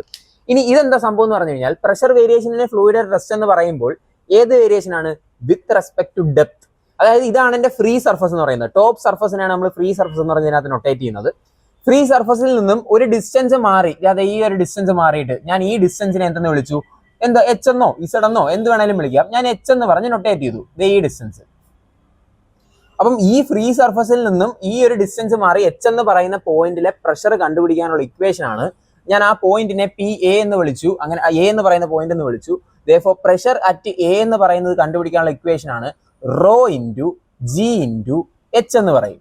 ഇതിനകത്ത് റോ എന്ന് പറയുന്നത് എന്താണ്? നമ്മുടെ മാസ് ഡെൻസിറ്റി. ഇത് ഏത് ഫ്ലൂയിഡ് ആണോ ആ ഫ്ലൂയിഡിന്റെ മാസ് ഡെൻസിറ്റി ആണ് നമ്മൾ റോ എന്ന് പറയുന്നത്. G എന്ന് പറയുന്നത് എന്താണ്? Acceleration due to gravity. അതേ കണക്കിന് H എന്ന് പറയുന്നത് എന്താണ്? ഈ പറയുന്ന ഫ്രീ സർഫസിൽ നിന്നും നമ്മൾ കൺസിഡർ ചെയ്യുന്ന പോയിന്റ് ഏതാണോ ആ പോയിന്റ് വരെയുള്ള ഡിസ്റ്റൻസ്. എടാ നോക്കിക്കേ, അങ്ങനെയാണെന്നുണ്ടെങ്കിൽ ഞാൻ ഇപ്പൊ A എന്ന് പറയുന്ന ഒരു പോയിന്റ് എടുത്തു. ഇനി ഞാൻ തൊട്ട് താഴെ വേറൊരു സ്ഥലത്ത് B എന്ന് പറയുന്ന പോയിന്റ് എടുത്തു. ഈ ബിയിലെ പ്രഷർ എനിക്ക് ഈ സെയിം ഇക്വേഷൻ തന്നെ യൂസ് ചെയ്യൂലേ? P at B equal to density. Fluid വ്യത്യാസം ഉണ്ടോ? ഇല്ല. Same density into acceleration due to gravity into H എന്ന് പറയുമ്പോഴത്തേക്ക് എന്ത് വരും? ഞാൻ ഇതിനെ H1 എന്ന് മാർക്ക് ചെയ്യുകയാണെന്നുണ്ടെങ്കിൽ ഈ ഫ്രീ സർഫസ് മുതൽ ഈ B എന്ന് പറയുന്ന ഡിസ്റ്റൻസ് വരെയുള്ള ഇതിനെ ഞാൻ H2 എന്ന് മാർക്ക് ചെയ്തു. ഓക്കെ, അപ്പൊ എനിക്ക് rho into G into H2 എന്ന് പറയാം. ഒന്ന് നോക്കിക്കേ, H1 എന്ന് പറയുന്നത് ഫോർ എക്സാമ്പിൾ ഒരു 5 സെന്റിമീറ്റർ ആയിട്ട് കൺസിഡർ ചെയ്യുകയാണെങ്കിൽ പോലും H2 എന്തായാലും 5 സെന്റിമീറ്ററിനെക്കാട്ടി കൂടുതലായിരിക്കും അല്ലേ? നമുക്കത് കാണുമ്പോൾ തന്നെ അറിയാം. H1 എന്ന് പറയുന്നത് ചെറുതും H2 എന്ന് പറയുന്നത് വലുതും. H1 ചെറുതും H2 വലുതും ആകുമ്പോൾ എനിക്കറിയാം ഈ മൾട്ടിപ്ലൈ ചെയ്യുന്ന ഈ രണ്ട് വാല്യൂസും എന്താണ്? സെയിം ആണ്. ഇത് ചെറുതും ഇത് വലുതും. ഒബ്വിയസ്ലി ഏത് വലുതാവും? PB എന്ന് പറയുന്നത് എപ്പോഴും എന്തായിരിക്കും? PA-നെക്കാട്ടിൽ വലുതായിരിക്കും. സച്ച് ദാറ്റ് PB എന്ന് പറയുന്നത് A-നെക്കാട്ടിൽ താഴെയുള്ള പോയിന്റ് ആയിരിക്കും. അപ്പൊ എന്താ ഞാൻ പ്രൂവ് ചെയ്യാൻ ഉദ്ദേശിക്കുന്നതെന്ന് വെച്ച് കഴിഞ്ഞാൽ ഒരു ലിക്വിഡിന് ഒരു അട്രസ്റ്റ് കണ്ടീഷൻ, അതായത് റെസ്റ്റ് എന്ന് പറയുമ്പോൾ ചലനമില്ലാത്ത രീതിയിൽ ഒരു ലിക്വിഡ് ഇരിക്കുകയാണെന്നുണ്ടെങ്കിൽ ആ ലിക്വിഡിൽ എത്ര ഡിസ്റ്റൻസ് മാറുന്നോ, അതായത് താഴത്തോട്ട് ഡെപ്ത് കൂടുന്തോറും ആ ഒരു പോയിന്റിൽ ആക്ട് ചെയ്യപ്പെടുന്ന പ്രഷറിന്റെ വാല്യൂ കൂടും. അപ്പൊ എന്തിനെ ഡിപ്പെൻഡ് ചെയ്തിരിക്കും? വെർട്ടിക്കൽ ഡിസ്റ്റൻസിനെ ഡിപ്പെൻഡ് ചെയ്തിരിക്കും ആ ഒരു പോയിന്റിലെ പ്രഷർ എന്ന് പറയുന്നത്. അപ്പം അങ്ങനെയാണെന്നുണ്ടെങ്കിൽ ഇവിടുത്തെ ഈ ടോപ്പ് സർഫസിലെ പ്രഷർ എന്ന് പറയുമ്പോൾ എത്ര ആയിരിക്കും? 0 ആയിരിക്കും. കാരണം ടോപ്പ് സർഫസ് എന്ന് പറയുമ്പോൾ എച്ചിന്റെ വാല്യൂ എന്താവും? 0 ആവും. അപ്പം എച്ചിന്റെ വാല്യൂ കൂടുന്നതിനനുസരിച്ച് പ്രഷർ വേരി ചെയ്യും. ഇതാണ് പറയുന്നത്. ഈ ഓക്കെ ആണല്ലോ? ഇതാണ് pressure variation at in a fluid at rest എന്ന് പറയുന്നത്. പക്ഷെ ഞാൻ ഒരു കാര്യം കൂടെ ചോദിക്കുക. ഞാൻ ഈ ബി എന്ന് പറയുന്ന പോയിന്റ് എടുത്തു. ഈ ബിക്ക് പാരലൽ ആയിട്ട് തന്നെ ഞാൻ വേറൊരു പോയിന്റ് കൺസിഡർ ചെയ്തു, സി എന്നും പറഞ്ഞ് ഈ സിയിലെ പ്രഷർ മാറുമോ ഇല്ലയോ? ഇതാണ് എന്റെ ചോദ്യം. സിയിൽ നിന്നും എന്റെ ഫ്രീ സർഫസ് വരെയുള്ള ഡിസ്റ്റൻസ് എന്തിന് ഈക്വൽ ആണ്? H2 തന്നെ ഈക്വൽ അല്ലേ? Therefore പ്രഷർ അറ്റ് സി എന്ന് പറയുമ്പോഴും എന്റെ rho into g into H2 എന്ന് പറയും, which will be equal to P B. അതിന്റെ അർത്ഥം എന്താണ്? ഹൊറിസോണ്ടലി എന്ത് ചേഞ്ച് ആവത്തില്ല? പ്രഷർ വേരി ചെയ്യത്തില്ല. ഒരു സ്റ്റാറ്റിക് ഫ്ലൂയിഡ്, റെസ്റ്റിലിരിക്കുന്ന ഫ്ലൂയിഡിനകത്ത് ഹൊറിസോണ്ടലി ഫ്ലൂയിഡിന് വേരിയേഷൻ ഉണ്ടാവത്തില്ല, പ്രഷർ വേരിയേഷൻ ഉണ്ടാവത്തില്ല. പക്ഷെ എവിടെ വേരിയേഷൻ ഉണ്ടാവും? വെർട്ടിക്കലി അതിന്റെ ഡിസ്റ്റൻസ് മാറും തോറും അവിടെ പ്രഷർ വേരിയേഷൻ ഉണ്ടാവും. I hope you got it. Okay, അപ്പം ഇത്രയാണ് പ്രഷർ വേരിയേഷൻ അറ്റ് റെസ്റ്റ് എന്ന് പറയുന്ന കണ്ടീഷനിൽ നമുക്ക് പഠിക്കാനുള്ളത്. ഒരു എക്സാമ്പിൾ പറയുകയാണെന്നുണ്ടെങ്കിൽ നിങ്ങൾ റിലേറ്റ് ചെയ്യാൻ പറ്റുമോ എന്ന് എനിക്ക് അറിയത്തില്ല. നമ്മൾ കുളത്തിലൊക്കെ ചാടത്തില്ലേ കുളിക്കാനൊക്കെ ആയിട്ട്? സ്വിമ്മിംഗ് പൂളിൽ അങ്ങനെ വലിയ സംഭവമൊന്നുമില്ല. സ്വിമ്മിംഗ് പൂളിൽ എന്നൊക്കെ പറയുമ്പോഴത്തേക്കും ഈ പറയുന്ന വലിയ ഡെപ്ത് ഒന്നും കാണത്തില്ല. കുളത്തിലൊക്കെ ചാടുമ്പോഴത്തേക്കും നമ്മൾ അത്യാവശ്യം ആഴത്തിലോട്ടൊക്കെ നീന്താൻ പോകുമ്പോൾ, നീന്തിയിട്ടുള്ളവർക്ക് ചിലപ്പോൾ കണക്ട് ആവും, ഇല്ലാത്തവരത് വിട്ടേക്കുക. നീന്താനായിട്ട് നമ്മൾ താഴത്തോട്ട് നല്ല രീതിക്ക് നല്ല താഴെ പോയിട്ട് തിരിച്ചു വരുമ്പോഴത്തേക്കും നമ്മുടെ ചെവിയൊക്കെ വേദനിക്കും. അതേ കണക്ക് തന്നെ ഈ പറയുന്ന കണക്ക് ചിലപ്പം നല്ല താഴെയൊക്കെ പോയി കഴിഞ്ഞാൽ പ്രഷർ താങ്ങാൻ പറ്റത്തില്ല. അതാണ് ഈ കടലിലൊക്കെ ആൾക്കാർ ചാടാൻ നേരം ഡൈവിംഗ് സ്യൂട്ട് ഇടാണ്ട് ചാടാൻ പറ്റത്തില്ല. കാരണം നല്ല താഴത്തോട്ട് പോകും തോറും അവിടെ ആക്ട് ചെയ്യുന്ന പ്രഷർ എന്ന് പറയുന്നത് ഭയങ്കര കൂടുതലായിരിക്കും. അത്രയും ഹൈറ്റിലെ വെള്ളത്തിന്റെയും പ്രഷർ നമ്മുടെ ബോഡിയിലോട്ട് ആക്ട് ചെയ്യും. അപ്പൊ ഏറ്റവും മേളിൽ കുളത്തിലൊക്കെ ആണെങ്കിൽ പോലും സ്വിമ്മിംഗ് പൂളിലാണെങ്കിൽ പോലും നമുക്ക് വലിയ ബുദ്ധിമുട്ടില്ലാത്ത എന്തുകൊണ്ടാണ്? ഏറ്റവും മേളിൽ എന്ന് പറയുമ്പോൾ ഈ എച്ച് ഡിസ്റ്റൻസ് കുറയും. കുറയുമ്പോൾ ആ വെള്ളത്തിൽ നിന്ന് നമ്മുടെ ബോഡിയിലോട്ട് ആക്ട് ചെയ്യപ്പെടുന്ന പ്രഷറിന്റെ വാല്യൂ കുറവായിരിക്കും. അതേസമയം നല്ല താഴത്തോട്ട് പോവുകയാണെന്നുണ്ടെങ്കിൽ അത്രയും ഹൈറ്റ് വരുമ്പോൾ ആ വെള്ളത്തിന്റെ എല്ലാത്തിനും കൂടെ പ്രഷർ നമ്മുടെ ബോഡിയിൽ ആക്ട് ചെയ്യുകയും അത് കാരണമാണ് നമ്മൾ തിരിച്ച് കയറി വരുമ്പോഴത്തേക്കും നമുക്ക് ബോഡിയിൽ നിന്ന് എന്താണ് തലവേദനയും ചെവി വേദനയും ഒക്കെ വരുന്നത്. ഓക്കെ, അത് ജസ്റ്റ് ഒന്ന് റിലേറ്റ് ചെയ്യാൻ പറ്റുമെങ്കിൽ റിലേറ്റ് ചെയ്ത് നോക്കുക, ഇല്ലാന്നുണ്ടെങ്കിൽ വിട്ടേക്കുക. ഒരു കൺസെപ്റ്റ് മനസ്സിലായെന്ന് വിചാരിക്കുന്നു. ഇതാണ് pressure variation in a fluid at rest. ഈ കണ്ടീഷൻസ് യൂസ് ചെയ്തിട്ടാണ് നമുക്ക് ഇനിയിപ്പം പ്രഷർ കണ്ടുപിടിക്കേണ്ട പ്രോബ്ലംസ് വരും. Piezometers, manometers, U tube manometers, differential manometers എന്നൊക്കെ പറഞ്ഞ് കുറച്ച് ടോപ്പിക്സ് വരും. അവിടെ എല്ലാം ഈ കണ്ടീഷൻസ് ആണ് നമ്മൾ ഇനി യൂസ് ചെയ്യാൻ പോകുന്നത്. അപ്പോൾ ഇത് മനസ്സിലായെന്ന് വിചാരിക്കുന്നു. മനസ്സിലായില്ലെന്നുണ്ടെങ്കിൽ ചോദിക്കുക. ഓക്കെ, നമുക്കൊരു ക്വസ്റ്റ്യൻ നോക്കാം. ഇപ്പൊ നമ്മൾ പറഞ്ഞ പ്രഷർ വേരിയേഷൻ വെച്ചിട്ടുള്ള ഒരു ബേസിക് ആയിട്ടുള്ള ഒരു ക്വസ്റ്റ്യൻ ആണ്. ചിലപ്പോൾ നിങ്ങൾക്ക് ചോദിച്ചേക്കാം, ചോദിച്ചിട്ടുള്ളതാണ്, ചിലപ്പോൾ ചോദിക്കത്തില്ല. എന്തായാലും ചെയ്യാൻ എങ്ങനെയാണെന്ന് നോക്കാം. An open tank contains water up to 2 meter depth and above it an oil of specific gravity 0.9 for a depth of 1 meter. Find the pressure intensity at the interface of two liquids and also at the bottom of the tank. രണ്ട് cases ആയിട്ട് ചെയ്യേണ്ടത്. ഒന്നാമത്തെ കേസാണ് pressure intensity എവിടുത്തെ കണ്ടുപിടിക്കണം? Interface of the two ലിക്വിഡ്സും. രണ്ടാമത്തെ case also at the bottom of the ടാങ്കും. അപ്പൊ നമുക്ക് ആദ്യം എന്ത് ചെയ്യാം? ഇത് വെച്ചിട്ട് ഒരു ഫിഗർ വരയ്ക്കാം. ഫിഗർ വരയ്ക്കുന്നത് തെറ്റിക്കരുത്. ഫ്ലൂയിഡ് മെക്കാനിക്സിന്റെ ഫസ്റ്റ് മൊഡ്യൂളിൽ ഫുള്ള് ഫിഗർ വരയ്ക്കുന്നത് തെറ്റിക്കഴിഞ്ഞ് കഴിഞ്ഞാൽ നിങ്ങളുടെ ആൻസർ മൊത്തം തെറ്റും. ഫിഗറിനകത്താണ് കാര്യം ഇരിക്കുന്നത്. അപ്പൊ ഞാൻ എന്റെ ഫിഗർ ജസ്റ്റ് ഒന്ന് വരയ്ക്കുവാണ്. ഒരു ഓപ്പൺ ടാങ്ക് എന്ന് പറഞ്ഞിട്ടുണ്ട്. ഞാൻ ഇതേ ഒരു ഓപ്പൺ ടാങ്ക് മാർക്ക് ചെയ്തു. എന്നിട്ട് എന്താ പറഞ്ഞേക്കുന്നത്? Contains water up to 2 meter depth. വെള്ളമാണ് 2 meter ഡെപ്തിൽ ഉണ്ടാവുന്നത്. And above it an oil of specific gravity. അപ്പം വെള്ളം താഴെയും മേളിലൊരു ഓയിലുമാണെന്നാണ് പറഞ്ഞിരിക്കുന്നത്. അപ്പൊ വെള്ളത്തിന്റെ ലെവൽ ഞാൻ മാർക്ക് ചെയ്തു. ഈ ഡിസ്റ്റൻസ് എത്രയാണ് തന്നിട്ടുണ്ട്? അവര് 2 meter എന്ന് പറഞ്ഞു തന്നിട്ടുണ്ട്. ഇനി അതിന്റെ മേളിൽ ഇതെന്താന്ന് പറഞ്ഞേക്കുന്നത്? വെള്ളമാണെന്നാണ്. അപ്പം വാട്ടർ ഞാൻ ജസ്റ്റ് ഒന്ന് മാർക്ക് ചെയ്തു. ഇതിന്റെ മേളിൽ above it an oil of specific gravity 0.9 എന്ന് പറഞ്ഞിട്ടുണ്ട് for a depth of 1 meter. അപ്പം ഇവിടം വരെ എന്തോ ഒരു ഓയിലുണ്ട്. ആ ഓയിലിന്റെ ഡെപ്ത് എത്രയാണ് തന്നിട്ടുണ്ട്? 1 meter ആണ്. ആ ഓയിലിന്റെ സ്പെസിഫിക് ഗ്രാവിറ്റി 0.9 എന്ന് പറഞ്ഞു തന്നിട്ടുണ്ട്. ഇത്രയുമാണ് നമുക്ക് ആകെ തന്നേക്കുന്ന values. Find the pressure intensity at the interface of two liquids. Interface of two liquids എന്ന് പറയുമ്പോഴത്തേക്കും ഇത് രണ്ടും കൂടെ ഇങ്ങനെ ഒരു ജംഗ്ഷൻ കണക്ക് വരുന്ന ഈ പോയിന്റിലെ പ്രഷർ ഇന്റൻസിറ്റി കണ്ടുപിടിക്കാനാണ് പറഞ്ഞേക്കുന്നത്. And also at the bottom of the tank. ഈ താഴത്തെ ഈ ബോട്ടത്തിൽ ഉണ്ടാവുന്ന പ്രഷർ ഇന്റൻസിറ്റി കണ്ടുപിടിക്കാനാണ് പറഞ്ഞേക്കുന്നത്. അപ്പൊ നമുക്ക് ആദ്യമേ pressure intensity at the interface of the two liquids കണ്ടുപിടിക്കാം. Interface of the two liquids കണ്ടുപിടിക്കാനായിട്ട് നോക്കിക്കേ, എന്താണ് നമ്മുടെ ഇക്വേഷൻ? P = ρgh അല്ലെ? ഇതല്ലേ നമ്മുടെ ഇക്വേഷൻ എന്ന് പറയുന്നത്. അപ്പൊ ഞാൻ ഈ ഇക്വേഷനെ യൂസ് ചെയ്യാനായിട്ട് P അറ്റ് ഇന്റർഫേസ്. അപ്പൊ ഇന്റർഫേസിന് ഞാൻ ജസ്റ്റ് ഒന്ന് ലെയറിന് പേര് കൊടുക്കുക. ഇത് എ എന്ന് പറയുന്ന ലെയർ, ഇത് ബി ബി എന്ന് പറയുന്ന ലെയർ, കുറച്ചുകൂടെ എളുപ്പത്തിന് വേണ്ടിയിട്ട്. അപ്പൊ എ എന്ന് പറയുന്ന ലെയറിൽ എനിക്ക് പ്രഷർ കണ്ടുപിടിക്കാനായിട്ട്, പ്രഷർ അറ്റ് എ എന്ന് പറയുന്ന ലെയറിലെ കണ്ടുപിടിക്കാൻ എന്ത് ചെയ്താൽ മതി? റോ ഇൻറ്റു റോ എന്ന് പറയുമ്പോൾ ഏതിന്റെ റോ എടുക്കും? എടാ ഇവിടെ ഉള്ളൊരു പ്രഷർ, ഇവിടെ പ്രഷർ ആക്ട് ചെയ്യണമെന്നുണ്ടെങ്കിൽ ഇതിന്റെ മേളിൽ കിടക്കുന്ന ഒരു സാധനം, നമ്മുടെയൊക്കെ മേളിൽ ഒരാൾ കയറി നിന്നാലേ നമുക്ക് അതിന്റെ പ്രഷർ ആക്ട് ചെയ്തോളൂ. അപ്പം ഈ പോയിന്റിലെ പ്രഷർ എന്ന് പറയുമ്പോൾ ഇതിന്റെ മേളിൽ എത്ര ഫ്ലൂയിഡ് ഉണ്ടോ, ഏത് ഫ്ലൂയിഡ് ഉണ്ടോ ആ ഫ്ലൂയിഡ് കാരണമായിരിക്കും ഈ പോയിന്റിൽ പ്രഷർ ആക്ട് ഒരു ബുദ്ധിമുട്ട് പ്രഷർ ആക്ട് ചെയ്യുന്നത്. അപ്പൊ ഇവിടുത്തെ ഈ പോയിന്റ് എന്ന് പറയുമ്പോൾ ആ പോയിന്റിന് മേളിലുള്ള ഫ്ലൂയിഡ് ഏതാണ്? ഓയിലാണ്. അപ്പൊ rho of oil into g acceleration due to gravity into h എന്ന് പറയുമ്പോൾ എന്താ? ഈ ഇന്റർഫേസ് മുതൽ ഇവിടം വരെയുള്ള ഡിസ്റ്റൻസ് 1 മീറ്റർ എന്ന് പറഞ്ഞ ക്വസ്റ്റ്യനിൽ തന്നിട്ടുണ്ട്. അപ്പൊ നമുക്ക് എന്തില്ല? റോ ഓഫ് ഓയിൽ തന്നിട്ടില്ല. അവർ പകരം എന്താ തന്നേക്കുന്നത്? സ്പെസിഫിക് ഗ്രാവിറ്റി ഓഫ് ഓയിൽ ആണ് തന്നേക്കുന്നത്. അപ്പൊ സ്പെസിഫിക് ഗ്രാവിറ്റി ഓഫ് ഓയിൽ എന്ന് പറയുമ്പോൾ സ്പെസിഫിക് ഗ്രാവിറ്റിയുടെ ഇക്വേഷൻ എന്താണ്? Rho of that particular fluid divided by rho of water. അപ്പൊ എനിക്ക് സ്പെസിഫിക് ഗ്രാവിറ്റി തന്നിട്ടുണ്ട്, 0.9 എന്ന് പറഞ്ഞു തന്നിട്ടുണ്ട്. റോ ഓഫ് ദ ഫ്ലൂയിഡ് ആണ് നമുക്ക് കണ്ടുപിടിക്കേണ്ടത് അല്ലെ? റോ ഓഫ് ദ ഫ്ലൂയിഡ് ആണ് ഈ കണ്ടുപിടിക്കേണ്ടത്. Divided by rho of water എന്ന് പറയുന്നത് എനിക്ക് എത്രയാണെന്ന് അറിയാം? 1000 കിലോഗ്രാം പെർ മീറ്റർ ക്യൂബ് എന്ന് എനിക്കറിയാം. ഇവിടെ ഞാൻ 1000 കിലോഗ്രാം പെർ മീറ്റർ ക്യൂബ് ആണ് യൂസ് ചെയ്യുന്നത്. അങ്ങനെയാണെന്നുണ്ടെങ്കിൽ എനിക്ക് ഇവിടെ റോ ഓഫ് ഫ്ലൂയിഡ് എന്ന് പറയുമ്പോൾ എത്ര കിട്ടും? 0.9 into 1000 kilogram per metre cube എന്ന് പറഞ്ഞ് കിട്ടും. ഏത്? റോ ഓഫ് ഫ്ലൂയിഡ് എന്ന് പറയുന്നത്. ഓക്കെ ആണോ? അപ്പം എനിക്ക് in terms of kilogram per metre ക്യൂബിൽ കിട്ടി. അപ്പൊ ഞാൻ ഈ കിട്ടിയ വാല്യൂസ് ഇങ്ങോട്ടേക്ക് സബ്സ്റ്റിറ്റ്യൂട്ട് ചെയ്ത് കൊടുക്കുവാണ്. റോ ഓഫ് ഓയിൽ എന്ന് പറയുമ്പോൾ എത്ര കിട്ടി? 0.9 ഇൻറ്റു 1000, നമ്മുടെ ജിയുടെ വാല്യൂ 9.81 ഇൻറ്റു 1. ഇത് ചെയ്ത് കഴിയുമ്പോഴത്തേക്കും പ്രഷർ അറ്റ് എ എന്ന് പറയുന്ന ലെയറിന്റെ വാല്യൂ എത്ര കിട്ടും എനിക്ക്?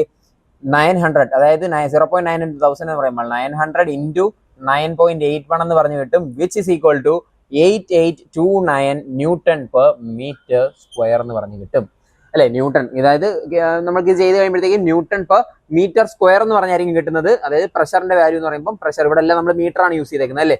മീറ്റർ സ്ക്വയർ എന്ന് പറഞ്ഞു കിട്ടും. അപ്പം ഈ ഒരു ലെയറിലെ പ്രഷർ ഇന്റൻസിറ്റി കണ്ടുപിടിച്ചു. ഇനി നമുക്ക് അടുത്ത ഏതാണ്? ഈ ബി ബി എന്ന് പറയുന്ന ലെയർ അല്ലേ? At the bottom of the ടാങ്കിലെ പ്രഷർ കണ്ടുപിടിക്കാൻ ചോദിച്ചിട്ടുണ്ട്. അപ്പൊ ബി ബി എന്ന് പറയുന്ന ലെയറിലെ പ്രഷർ ഇന്റൻസിറ്റി കണ്ടുപിടിക്കാം.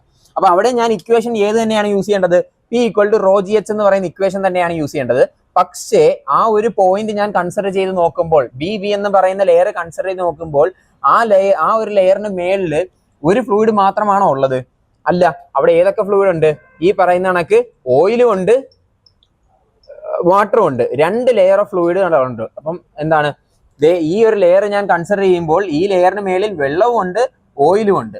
അപ്പൊ ഞാൻ എന്ത് ചെയ്യണം? 2 എണ്ണം ആഡ് ചെയ്യണം. അതായത് പി അറ്റ് ബി ബി എന്ന് പറയുന്ന ലെയർ എന്ന് പറയുമ്പോൾ എന്ത് വരും? It will be equal to rho g h plus rho g h എന്ന് വരും. റോ ജി എച്ച് എന്ന് പറയുമ്പോൾ rho of water into g into h എന്ന് പറയുമ്പോൾ ഇതിനെ ഞാൻ H1 എന്നും ഇതിനെ ഞാൻ H2 എന്നും വിളിക്കുകയാണെന്നുണ്ടെങ്കിൽ ഇൻറ്റു H1 വരും അല്ലെ? വെള്ളത്തിൻ്റെത് പ്രഷർ എത്രയാണോ അതിന്റെ കൂട്ടത്തിൽ ഇനി rho of the oil into g into H2, ഇങ്ങനെ 2 എണ്ണം. എത്ര ഫ്ലൂയിഡ് ഉണ്ടോ ഓരോന്നിന്റെയും നമ്മൾ സെപ്പറേറ്റ് ആയിട്ട് rho into g into h എന്ന് പറയുന്ന ഇക്വേഷൻ യൂസ് ചെയ്ത് കണ്ടുപിടിച്ചിട്ട് അതിന്റെ സം എടുക്കണം. അങ്ങനെയാണ് നമ്മളിവിടെ കണ്ടുപിടിക്കുന്നത്. അപ്പൊ ഇവിടുത്തെ റോ ഓഫ് വാട്ടർ എന്ന് പറയുമ്പോഴത്തേക്ക് എത്രയാണ്? 1000 അല്ലേ? 1000 ഇൻറ്റു 9.81 ഇൻറ്റു വെള്ളത്തിന്റെ ഹൈറ്റ് എത്രയാണ്? വെള്ളം എത്ര ഹൈറ്റിലുണ്ട്? 2 മീറ്ററിലുണ്ട് അല്ലെ? 2 പ്ലസ് ഇനി റോ ഓഫ് ഓയിൽ എന്ന് പറയുമ്പോൾ നമ്മളിവിടെ കണ്ടുപിടിച്ച് വെച്ചിട്ടുണ്ട് 0.9 ഇൻറ്റു 1000 എന്നാ. അതിനെ ഞാൻ ഒരൊറ്റ ഇതാക്കി 900 എന്ന് എഴുതി. ഇൻറ്റു 9.81 എന്ന് പറയുന്നത് ജി ഇൻറ്റു H2 എന്ന് പറയുന്നത് എനിക്ക് എത്ര എന്നറിയാം? 1 മീറ്റർ എന്നറിയാം. therefore 1. ഇത് രണ്ടും കൂടെ ആഡ് ചെയ്ത് നോക്കിയാൽ മതി. ഇത് ചെയ്ത് കഴിയുമ്പോഴത്തേക്കും നേരത്തെ കിട്ടിയ സെയിം ആൻസർ കിട്ടും അല്ലെ? 8829 എന്ന് പറഞ്ഞ് കിട്ടും. ഇത് ചെയ്യുമ്പോഴത്തേക്കും 19620 എന്ന് പറഞ്ഞു കിട്ടും. ഇതാണ് 19620. ഈ ഒരു സാധനം ആഡ് ചെയ്ത് ചെയ്യുമ്പോഴത്തേക്ക് ഓക്കെ. അപ്പൊ ഇത് രണ്ടും കൂടെ സമ്മപ്പ് ചെയ്യുമ്പോഴത്തേക്കും കിട്ടുന്നത് 28449 ന്യൂട്ടൺ പെർ മീറ്റർ സ്ക്വയർ എന്ന് പറഞ്ഞ് കിട്ടും. കാൽക്കുലേറ്ററിൽ ചെയ്ത് നോക്കുക. കാൽക്കുലേറ്റർ ചെയ്യുമ്പോൾ ആൻസർ വരുന്നത് 28449 newton per metre square. Okay ആണല്ലോ? അപ്പൊ ഇങ്ങനെയാണ് ഈ ഒരു പ്രോബ്ലം സോൾവ് ചെയ്യേണ്ടത്. റോ ജി എച്ചിന്റെ ഒരു ബേസിക് ആയിട്ടുള്ള ഒരു പ്രോബ്ലം ആണ് നമ്മൾ ചെയ്തത്. ഇനി നമുക്ക് അറ്റ്മോസ്ഫിയർ കുറച്ച് ടൈപ്സ് ഓഫ് പ്രഷറുകളുണ്ട്. ഇതിൽ നിന്ന് അങ്ങനെ വലുതായിട്ട് അങ്ങനെ നിങ്ങൾ വന്നാൽ ചെയ്യാൻ അറിഞ്ഞിരിക്കണം, അത്രേ ഉള്ളൂ. ഓക്കെ, ഇത് വെച്ചിട്ടാണ് നമുക്ക് ഇനി പീസോമീറ്ററും മാനോമീറ്റേഴ്സിലൊക്കെ വരാനുള്ളത്. അതിന് മുന്നേ നമുക്കൊരു ചെറിയൊരു തിയറി പാർട്ടും കൂടെ ഉണ്ട്. സ്ഥിരം ചോദിക്കുന്ന ഒരു സാധനമാണ് അറ്റ്മോസ്ഫിയറിക് പ്രഷർ എന്താണ്, ആബ്സല്യൂട്ട് പ്രഷർ എന്താണ്, ഗേജ് പ്രഷർ എന്താണ്, നെഗറ്റീവ് പ്രഷർ എന്താണ്, വാക്വം പ്രഷർ എന്താണ്, അങ്ങനെയുള്ള കുറച്ച് സാധനങ്ങളുണ്ട്. അതും കൂടെ നോക്കാം. അപ്പൊ നമ്മൾ അടുത്ത് നോക്കാൻ പോകുന്നത് absolute pressure, gauge pressure, atmospheric pressure and vacuum pressure എന്ന് പറയുന്ന ടോപ്പിക്കാണ്. ഞാനൊരു ഗ്രാഫ് വെച്ച് എക്സ്പ്ലെയിൻ ചെയ്തു തരാം. ഒരു ഗ്രാഫ് ഞാൻ വരച്ചിട്ടുണ്ട്. അതിന്റെ ഏറ്റവും ലോവസ്റ്റ് പോയിന്റ്, അതായത് സീറോ പ്രഷർ, അതിനെ നമ്മൾ ആബ്സല്യൂട്ട് സീറോ പ്രഷർ എന്ന് വിളിച്ചു. ഈ ആബ്സല്യൂട്ട് പ്രഷറിലെ ഞാൻ ആദ്യം എക്സ്പ്ലെയിൻ ചെയ്യാൻ പോകുന്നത് ആബ്സല്യൂട്ട് പ്രഷർ എന്താണ്. ഈ സീറോ പ്രഷറിൽ നിന്നും സീറോ പ്രഷറിനെ ഡേറ്റമായിട്ട് കൺസിഡർ ചെയ്തുകൊണ്ട്, സീറോ പ്രഷർ എന്ന് പറയുന്ന ഈ ലൈനിനെ ഡേറ്റമായിട്ട് കൺസിഡർ ചെയ്തുകൊണ്ട് മെഷർ ചെയ്യുന്ന ഏതൊരു പ്രഷറിനെ നമുക്ക് ആബ്സല്യൂട്ട് പ്രഷർ എന്ന് വിളിക്കാം. അതായത് ഞാൻ ഇവിടെ ഒരു പ്രഷർ ഉണ്ടെന്ന് വിചാരിക്കുക. അങ്ങനെയാണെങ്കിൽ ഇവിടം തൊട്ട് ഇവിടം വരെ ഈ മെഷർ ചെയ്ത പ്രഷറിനെ എനിക്ക് എന്തെന്ന് വിളിക്കാം? ആബ്സല്യൂട്ട് പ്രഷർ എന്ന് വിളിക്കാം. അതാണെങ്കിൽ ഇവിടെ ഒരു പ്രഷർ ഉണ്ടെന്ന് വിചാരിക്കുക. അപ്പൊ ഈ സീറോ പ്രഷറിൽ നിന്നും ഇവിടം വരെ ഞാൻ മെഷർ ചെയ്യുന്ന ഈ പ്രഷറിനെ എനിക്ക് എന്തെന്ന് വിളിക്കാം? ആബ്സല്യൂട്ട് പ്രഷർ എന്ന് വിളിക്കാം. രണ്ടും ആബ്സല്യൂട്ട് പ്രഷർ തന്നെയാണ്. ഇനി അടുത്തെന്താണ്? ഞാൻ അടുത്തത് അറ്റ്മോസ്ഫിയറിക് പ്രഷർ എന്ന് പറയുന്ന സാധനം പറഞ്ഞിട്ട് ഗേജ് പ്രഷർ എന്താണെന്ന് നോക്കാം. അറ്റ്മോസ്ഫിയറിക് പ്രഷർ എന്താണ്? അറ്റ്മോസ്ഫിയർ പ്രഷർ എന്ന് പറയുമ്പോൾ നമ്മുടെ ഈ ഒരു സറൗണ്ടിങ് ഒരു അത്യാവശ്യം ഒരു പ്രഷർ നമ്മുടെ ബോഡിയിലോട്ട് വരുന്നുണ്ടല്ലേ, ആ പ്രഷറിന്റെ വാല്യൂ ആണിത്. അത് ഒന്ന് അറിഞ്ഞിരിക്കണം. 101.3 kilo newton per metre square എന്ന് പറയുന്നതാണ് എന്തെന്ന് പറയുന്നത്? അറ്റ്മോസ്ഫിയറിക് പ്രഷർ എന്ന് പറയുന്നത്. അപ്പം ഈ അറ്റ്മോസ്ഫിയറിക് പ്രഷർ എന്ന് പറയുന്നത് ഇപ്പൊ സറൗണ്ടിങ്ങിൽ നമ്മുടെ ബോഡിയിലേക്ക് ആക്ട് ചെയ്യുന്ന പ്രഷറാണ്. പക്ഷെ നമ്മൾ അതിപ്പം ഏതെങ്കിലും എവിടെയെങ്കിലും ചെന്ന് എന്തെങ്കിലും ഒരു പ്രഷർ മെഷർ ചെയ്യുവാണെന്നുണ്ടെങ്കിൽ ഈ അറ്റ്മോസ്ഫിയറിക് പ്രഷറിനെ നമ്മൾ ആഡ് ചെയ്യാറില്ല. ഈ അറ്റ്മോസ്ഫിയറിക് പ്രഷറിനെ എന്തായി കൺസിഡർ ചെയ്യും? സീറോ ആയിട്ട് കൺസിഡർ ചെയ്യും. സീറോ ആയിട്ട് കൺസിഡർ ചെയ്തിട്ട് അതിനെ ഡേറ്റമായിട്ട് കൺസിഡർ ചെയ്യും. അതായത് അറ്റ്മോസ്ഫിയറിക് പ്രഷറിനെ ഡേറ്റമായിട്ട് കൺസിഡർ ചെയ്തിട്ട് മെഷർ ഏതെങ്കിലും അതിനെ ഈ അറ്റ്മോസ്ഫിയറിക് പ്രഷറിനെ ഡേറ്റമായിട്ട് കൺസിഡർ ചെയ്തിട്ട് മെഷർ ചെയ്യുന്ന ഏതൊരു പ്രഷറും അതിനെ നമുക്ക് എന്തെന്ന് വിളിക്കാം? ഗേജ് പ്രഷർ എന്ന് വിളിക്കാം. എന്താണ്? Gauge pressure. അപ്പം അത് പോസിറ്റീവ് ആയിരിക്കണം. പോസിറ്റീവ്, അതായത് അറ്റ്മോസ്ഫിയറിക് പ്രഷറിൽ നിന്നും ഏതൊരു പ്രഷറും ഞാൻ മേളിലോട്ട് പ്രഷർ മെഷർ ചെയ്യുവാണെന്നുണ്ടെങ്കിലും, അതായത് പോസിറ്റീവ് പ്രഷറിനെ എല്ലാത്തിനെയും ഞാൻ മെഷർ ചെയ്യുന്നുണ്ടെങ്കിൽ ആ വിളിക്കുന്ന പേരെന്ന് പറയുന്നത് ഗേജ് പ്രഷർ എന്ന് വിളിക്കാം. ഓക്കെ ആണല്ലോ. അറ്റ്മോസ്ഫിയറിക് പ്രഷർ എന്ന് പറയുന്നത് 101 kilo newton per metre square ആണ്. അപ്പം സീറോ പ്രഷറിൽ നിന്നും ഡേറ്റമായിട്ട് കൺസിഡർ ചെയ്ത് മെഷർ ചെയ്യുന്ന ഏതൊരു പ്രഷറിനെയും ആബ്സല്യൂട്ട് പ്രഷർ എന്നും, അതേ കണക്ക് തന്നെ അറ്റ്മോസ്ഫിയറിക് പ്രഷറിനെ ഡേറ്റമായിട്ട് കൺസിഡർ ചെയ്യുന്നത് മേളിലോട്ട് മെഷർ ചെയ്യുന്ന ഏതൊരു പ്രഷറിനെ നമുക്ക് ഗേജ് പ്രഷർ എന്നും വിളിക്കാം. ഓക്കെ ആണല്ലോ. ഓക്കെ, ഇനി അടുത്തത് വാക്വം പ്രഷർ. വാക്വം പ്രഷർ എന്ന് പറയുമ്പോൾ അറ്റ്മോസ്ഫിയറിക് പ്രഷറിനെ തന്നെയാണ് നമ്മൾ എന്തായിട്ട് കൺസിഡർ ചെയ്യുന്നത്? ഡേറ്റമായിട്ട് കൺസിഡർ ചെയ്യുന്നത്. പക്ഷേ മേളിലോട്ടല്ല, താഴത്തേക്ക് മെഷർ ചെയ്യുന്ന, അതായത് ഈ ഒരു ലെവലിലുള്ള പ്രഷർ എന്ന് വിചാരിക്കുക. ഇതിനെ എനിക്ക് എന്തെന്ന് വിളിക്കാം? വാക്വം പ്രഷർ എന്ന് വിളിക്കാം. എന്താണ്? Vacuum pressure. അതായത് അറ്റ്മോസ്ഫിയറിക് പ്രഷറിനെ ഡേറ്റമായിട്ട് ചൂസ് ചെയ്ത് നെഗറ്റീവ് പ്രഷർ ഞാൻ മെഷർ ചെയ്യുവാണെന്നുണ്ടെങ്കിൽ അതിനെ വിളിക്കുന്ന പേരാണ് വാക്വം പ്രഷർ എന്ന് പറയുന്നത്. ഓക്കെ, അപ്പം വാക്വം പ്രഷർ എന്താന്ന് പറഞ്ഞു, ഗേജ് പ്രഷർ എന്താന്ന് പറഞ്ഞു, ആബ്സല്യൂട്ട് സീറോ പ്രഷർ എന്താന്ന് പറഞ്ഞു. ഇനി ഇവര് തമ്മിൽ ചെറിയൊരു റിലേഷൻസ് ഉണ്ട്. അതായത് നോക്കിക്കേ, എനിക്ക് വേണമെങ്കിൽ ആബ്സല്യൂട്ട് പ്രഷറിനെ എങ്ങനെ ഡിഫൈൻ ചെയ്യാം? ആബ്സല്യൂട്ട് പ്രഷറിനെ എനിക്ക് വേണമെന്നുണ്ടെങ്കിൽ അറ്റ്മോസ്ഫിയറിക് പ്രഷർ, അതായത് ആബ്സല്യൂട്ട് പ്രഷർ എന്ന് പറയുമ്പോൾ ഞാൻ ഈ കണ്ടീഷനാണ് എടുക്കുന്നത്. ആബ്സല്യൂട്ട് പ്രഷർ എന്ന് പറയുമ്പോൾ ഇവിടം മുതൽ ഇവിടം വരെ ഉള്ളതാണ്. അതിനെ എനിക്ക് എങ്ങനെ ഡിഫൈൻ ചെയ്യാൻ? ആബ്സല്യൂട്ട് പ്രഷർ എന്ന് പറയുമ്പോൾ ഇവിടം മുതൽ ഇവിടം വരെ അറ്റ്മോസ്ഫിയറിക് പ്രഷർ ആണല്ലേ. അറ്റ്മോസ്ഫിയറിക് പ്രഷർ ഇവിടം മുതൽ ഇവിടം വരെ ഉള്ളതിനെ എനിക്ക് എന്തെന്ന് വിളിക്കാം? അതായത് ഈ പോയിന്റ് മുതൽ ഇവിടം ഉള്ളതിനെ എനിക്ക് ഗേജ് പ്രഷർ എന്ന് വിളിച്ചൂടെ? അപ്പൊ ആബ്സല്യൂട്ട് പ്രഷറിനെ എനിക്ക് എന്തെന്ന് പറയാം? Atmospheric pressure plus gauge pressure എന്ന് പറയാം. ഓക്കെ ആണോ? ഇനി അടുത്തത് വേറൊരു കേസ്, ഇതേ കണക്ക് തന്നെ അടുത്തൊരു റിലേഷൻ കൂടെ ഉണ്ട്. ഞാൻ വാക്വം പ്രഷറിന്റെ കണ്ടീഷൻ വെച്ച് പറയുക. വാക്വം പ്രഷറിനെ എനിക്ക് എങ്ങനെ ഡിഫൈൻ ചെയ്യാം? വാക്വം പ്രഷർ എന്ന് പറയുമ്പോൾ ഇവിടം മുതൽ ഇവിടം വരെ ഉള്ളത് അറ്റ്മോസ്ഫിയറിക് പ്രഷറാണെന്ന് എനിക്കറിയാം അല്ലെ. അപ്പൊ അറ്റ്മോസ്ഫിയറിക് പ്രഷറിൽ നിന്നും എന്ത് കുറച്ചാൽ മതി? ഈ ഒരു ആബ്സല്യൂട്ട് പ്രഷർ മൈനസ് ചെയ്താൽ പോരെ. ഈ ഒരു ആബ്സല്യൂട്ട് പ്രഷർ മൈനസ് ചെയ്യുമ്പോൾ എന്ത് കിട്ടും? എനിക്ക് വാക്വം പ്രഷർ കിട്ടും. ഇങ്ങനെ രണ്ട് ഒരു റിലേഷൻ കൂടെ ഉണ്ട്, ഒന്ന് അറിഞ്ഞിരിക്കുക. അപ്പൊ ഇത്രയാണ് absolute pressure, gauge pressure, atmospheric pressure and vacuum pressure. ഇനി നമുക്ക് പഠിക്കാനുള്ളത് പീസോമീറ്റേഴ്സ് ആൻഡ് മാനോമീറ്റേഴ്സ് എന്ന് പറയുന്ന പ്രഷർ മെഷറിംഗ് ഇൻസ്ട്രുമെന്റ്സിനെ പറ്റിയിട്ടാണ്. അതിനകത്ത് അങ്ങനെ തിയറി ആയിട്ട് വലുതായിട്ട് ചോദിച്ച് കാണാറില്ല. നമുക്ക് ഡയറക്റ്റ്ലി പ്രോബ്ലംസിനകത്തോട്ട് തന്നെ പോവാം. എന്താണ് പീസോമീറ്റർ, എന്താണ് മാനോമീറ്റേഴ്സ്, ജസ്റ്റ് ഒരു ഇൻട്രോ തന്നിട്ട് നമുക്ക് ഡയറക്റ്റ്ലി പ്രോബ്ലത്തിനകത്തോട്ട് പോവാം. ഓക്കെ.